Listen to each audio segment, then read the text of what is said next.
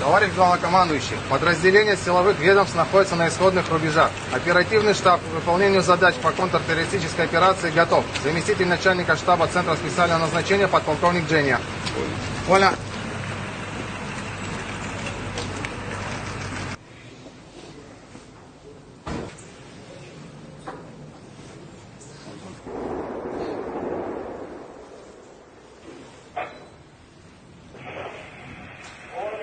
Под другим углом подойти к зданию.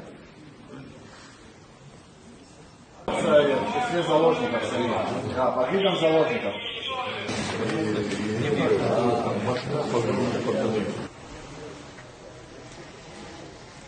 Товарищи офицеры, благодарю вас за слаженное взаимодействие.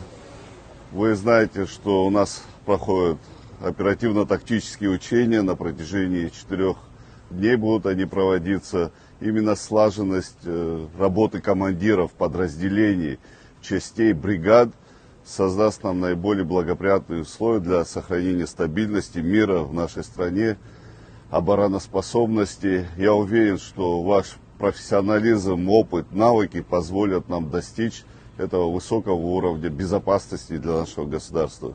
Еще раз благодарю. Продолжаем работу. Сегодня у нас пройдут уже командно-штабные учения. В рамках этих учений мы некие итоги подведем за 2 дня, что нам продемонстрировали эти учения, какие нужно будет дополнительные механизмы применить для совершенствования взаимодействия наших подразделений. Благодарю за службу. Спасибо.